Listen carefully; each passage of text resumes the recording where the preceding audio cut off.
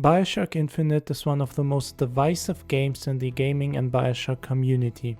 When it came out, it was praised as a masterpiece and was a complete financial success. But years later, it seems that there's a split in the community.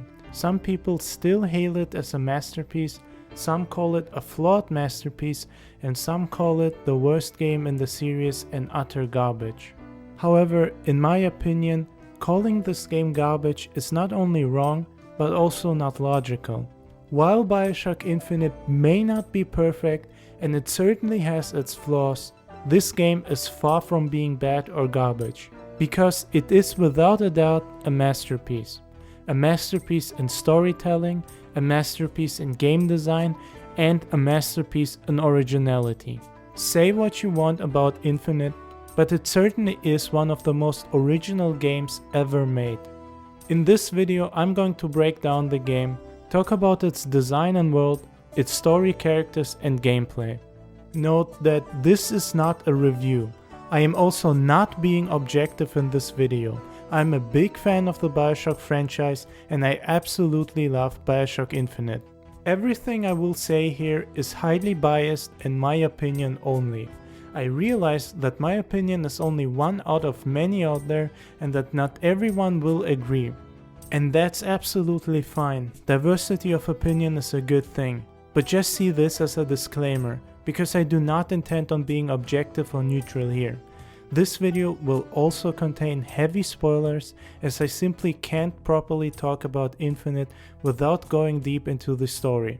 Consider yourself warned. If you like this video, please consider to subscribe, like, or comment. It would really help me out a lot. I try to read and respond to most comments. Bioshock Infinite is set in the floating city of Columbia in the year 1912. Columbia itself is heavily inspired by the World's Columbian Exposition in Chicago back in 1893. If you look up some of the pictures of the exposition, you'll clearly see where Infinite's Columbia takes its inspiration from. You play the role of Booker DeWitt, a disgraced ex-Pinkerton agent. Booker has been given the job of finding a mysterious powerful woman imprisoned in Columbia since birth named Elizabeth, in order to wipe away his debts. Bring us the girl and wipe away the debt can be constantly heard, and you as the player can't help but wonder what it means or who the debt is to. DeWitt enters a lighthouse which houses a rocket silo that transports him to the flying city of Columbia.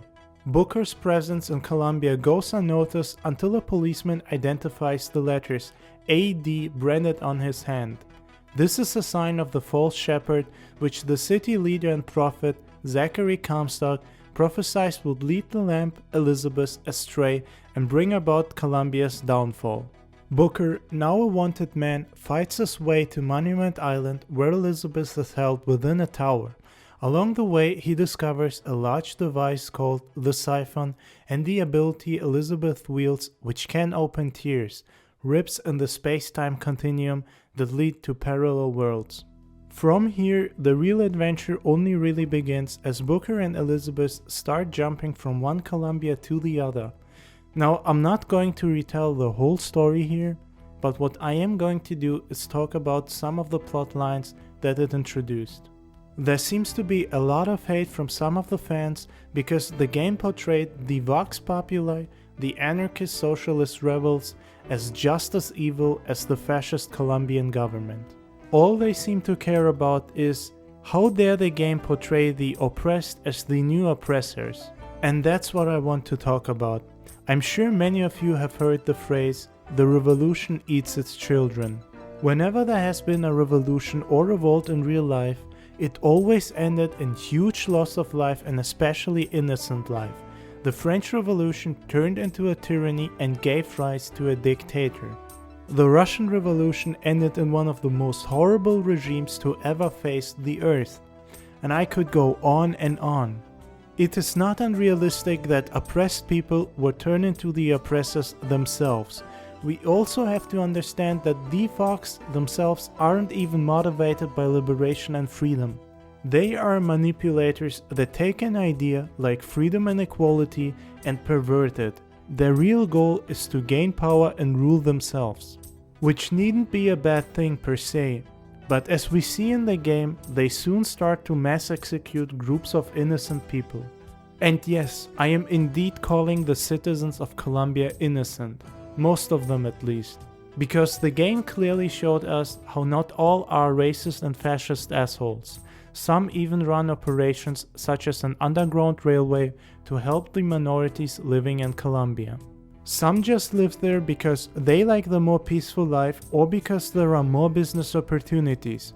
It is absolutely wrong to claim that all citizens of Colombia are fascist and white supremacists. It is also completely idiotic to claim that they should stand up against the regime or racism. Should they really? Should they? Here's the thing, you cannot and never should apply modern 21st century standards and morality to events, nations or civilizations that are long past. You cannot go into the Roman Empire and tell them that slavery is evil, because to them and to the whole world back then, slavery was normal. You cannot go to them and tell them how conquering other nations is a bad thing, because to them it was normal. Now, I am in no way saying that slavery is good or that war is good. What I am saying is that you cannot judge people of the past based on morality. Sure, you absolutely can judge them based on their actions, like we all can judge Brutus for being a traitor and backstabbing Caesar. But can we really judge Caesar for invading Gaul to expand Rome, knowing that the Gauls were doing the same thing on a smaller scale anyway? I'm sure you get my point. While I don't agree that change can only come through peaceful protest, I do think that if things are going to turn violent, then the protesting side needs good leaders. Leaders that do not want to see the world burning. Daisy Fitzroy was not a good leader. She was a manipulator and power-hungry rebel that lived for the revolution but had nothing else going for her. Now, of course, the Colombian government was in no way better than the Vox. They were both two sides of the same coin. Here's what Ken Levine, the creative mind of Infinite, said about the whole thing. Bioshock 1 is about Jews. I'm a Jew, and if you think about it, Andrew Ryan, Sander Cohen, Tannenbaum, they're all Jews. So Chong is Korean. During World War II, Korea was brutally occupied by Japan. He is a guy who survived.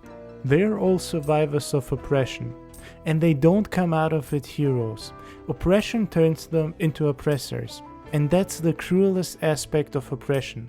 If you look at Andrew Ryan and Daisy Fitzroy, they're not that far apart. Maybe people wanted me to write about a hero who rose above all that.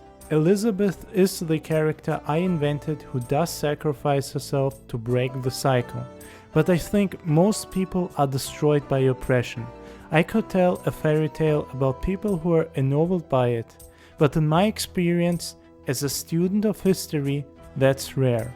If you pretend there are a lot of happy endings for those stories, in some ways it elevates this oppression to something it's not. Infinite features a range of environments that force the player to adapt with different weapons and strategies for each situation. Interior spaces feature close combat, but unlike previous games set in Rapture, Infinite contains open spaces with sniping and ranged combat against as many as 15 enemies at once. Combat also takes place while the player is traveling at great speed along the skylines, a major transport system of Colombia. Booker gains powers and abilities by using vigors and gear that are found throughout Colombia. Vigors grant active powers such as telekinesis, electricity manipulation, or animal control. Once DeWitt has found Elizabeth, she will accompany him throughout much of the game.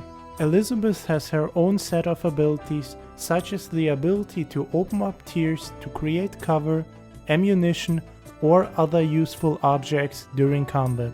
Elizabeth also occasionally provides DeWitt with ammunition, salts, health kits, and money based on what the player needs the most at the present situation, and will also revive DeWitt if he is killed during a fight.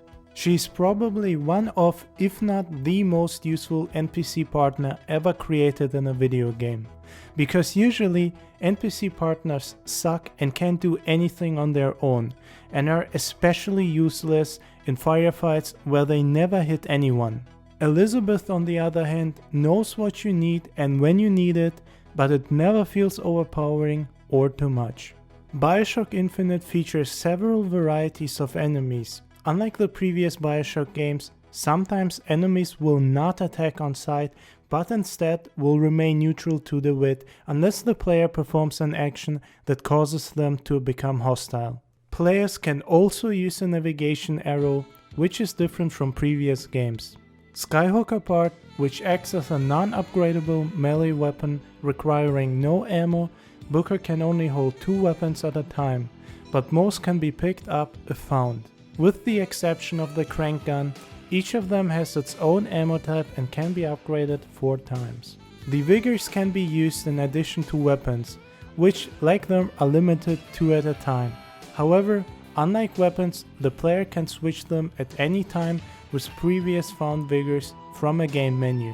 The world Bioshock Infinite takes place is, in my opinion, one of the most original and beautiful worlds ever made in a video game, at least in a first-person linear one. Columbia, where the game takes place, is its own character. The city is arguably even the most important character in the game. You can't help but just be amazed by the way it looks and was designed, and constantly run around in awe as you see huge floating blocks of city districts with huge statues of Comstock or the Founding Fathers looming out of them. It's both beautiful and terrifying. Columbia is a floating city in the sky. It was commissioned by the United States government and founded by Zachary Hale Comstock as a symbol of American political and religious ideas. Columbia, capable of flight due to the scientific discoveries of physicist Rosalind Lutece, was completed in 1893 and succeeded from the United States in 1902. How exactly it manages to stay afloat is not specifically mentioned, as well as the general functions of the city. What we do know though is that Columbia was designed with docking stations and propulsion devices to allow sections of it to move about independently. Columbia was constructed for long-distance travel, allowing for national and international tours with a regular route across the United States. These routes featured periodic stops near major cities, connecting to relay stations which contain hidden transport rockets which grant passage to Columbia via coded signal. Columbia's internal means of transportation include zeppelins, cargo barges, hovercrafts, gondolas, and skylines. Bridges are also automated to connect with different moving portions of the city at various stations, scheduled like any other transportation system. Bioshock Infinite remains one of the best and most exciting video games ever made. It was absolutely worth buying back in 2013 when it was released, and it is still worth buying in 2021 or whenever you're going to watch this video. There are very few video games with the amount of originality, beauty, and care that this game has. To me, it's a masterpiece and one of the best in the franchise.